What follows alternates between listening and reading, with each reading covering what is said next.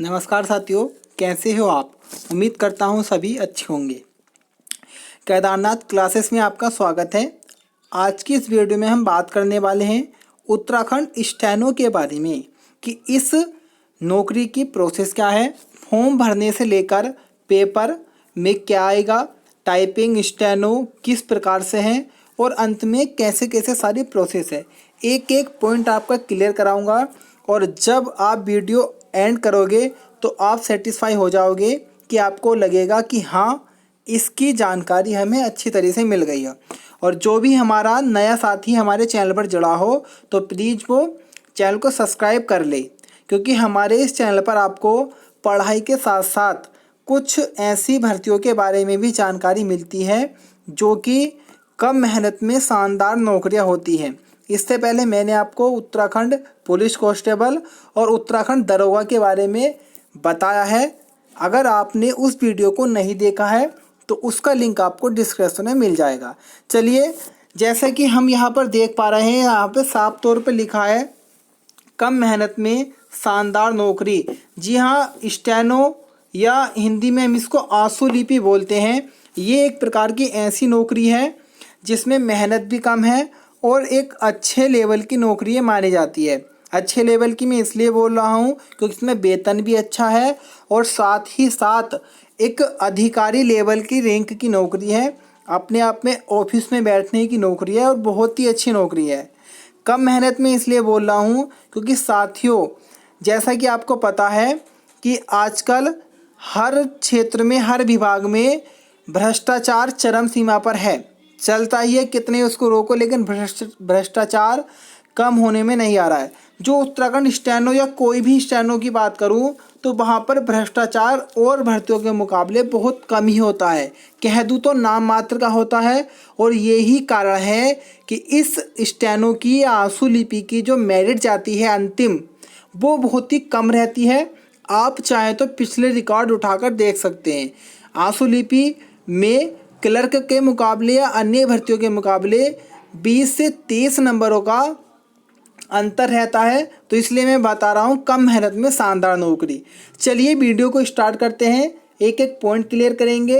अच्छी तरीके से वीडियो को अंत तक ज़रूर देखना। चलिए, सबसे पहले हमें बात करनी है कि उत्तराखंड में स्टेनो बनने के लिए योग्यताएं क्या है। तो सबसे पहले हम बात करेंगे योग्यताओं के बारे में। तो सबसे पहला हमारा पॉइंट है शैक्षिक योग्यता। तो शैक्षिक योग्यता, उत्तराखंड बोर्ड से इंटरमीडिएट की परीक्षा पास।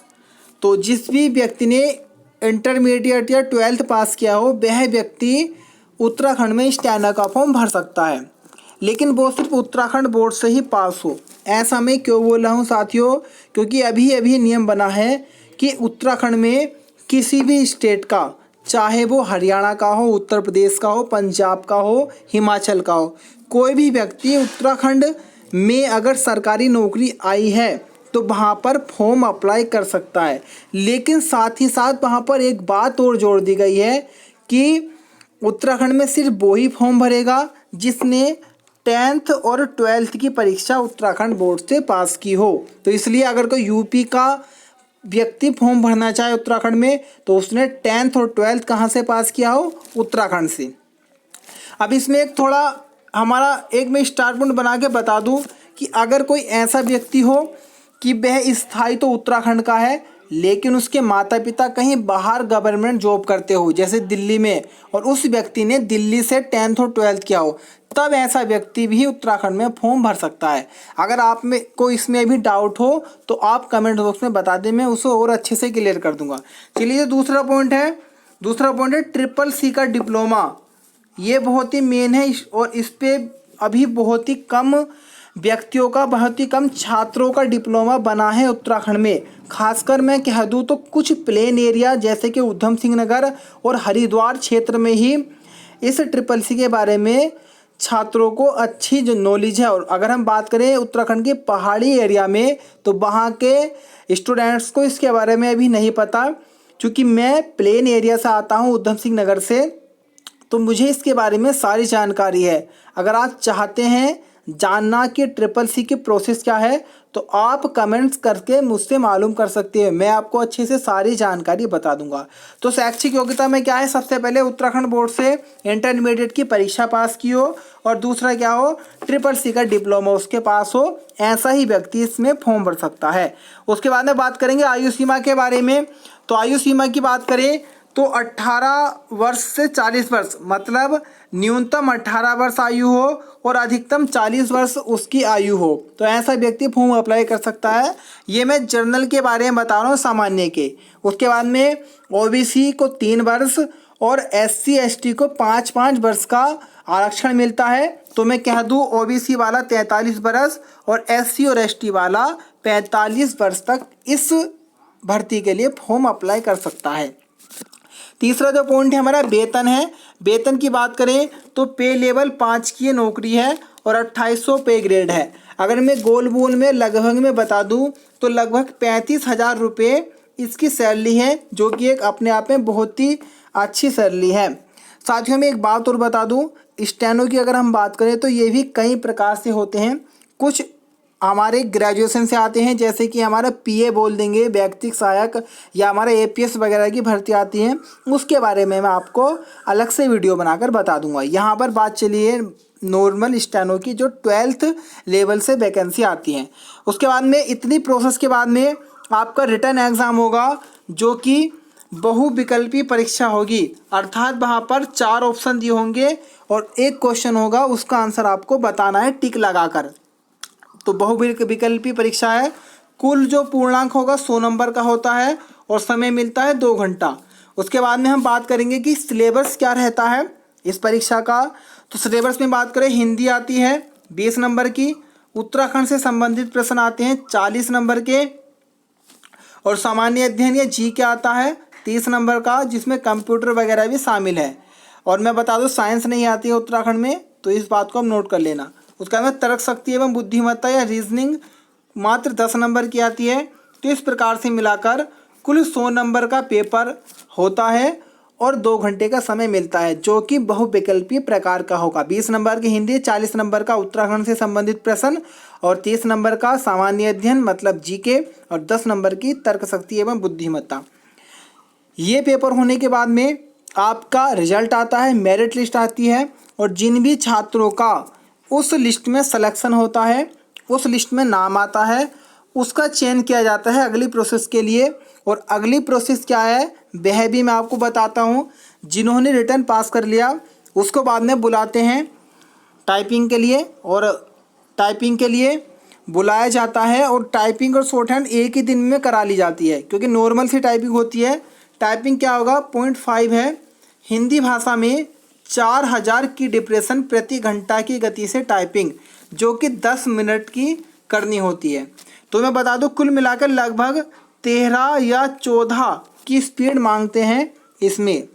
नॉर्मल 13 या 14 की स्पीड रहेगी, हिंदी भाषा में रहेगी। लेकिन इंग्लिश भाषा में अभी अगर आपने ऐसा किया, हिंदी और इंग्लिश दोनों भाषा में कर दिया, तो वहाँ पर आपको कुछ बेनिफिट मिल जाएगा। कैसी स्थिति में, जब 2 व्यक्ति समान अंक हो और सारे ही उनके जैसे एज हो या उसके नंबर हो, सभी चीज़ समान हो, तब ऐसी स्थिति में उस व्यक्तियों को लाभ मिल जाता है जिसने दोनों टाइपिंग की हो।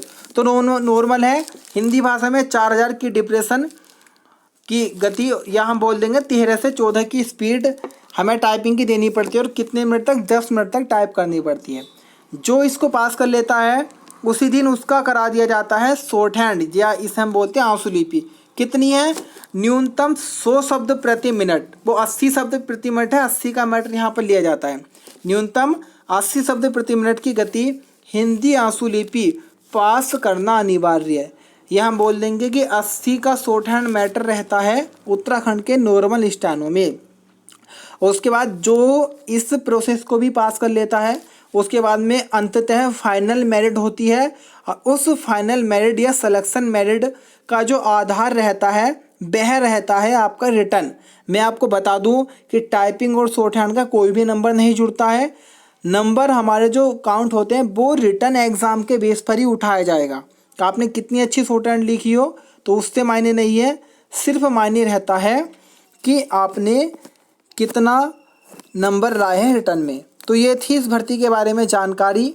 और अगर आपको कुछ चीज़ अगर समझ में ना आई हो और आपको और जानना हो कि इसमें क्या होगा, क्योंकि कुछ बच्चों के छात्रों के मन में बहुत सारे क्वेश्चन बनते हैं जिनका हमें भी ना पता हो, तो आप क्वेश्चन मालूम करिए, क्वेश्चन बताइएगा अपना, और उसका आंसर हम आपको कमेंट्स बॉक्स में बता देंगे।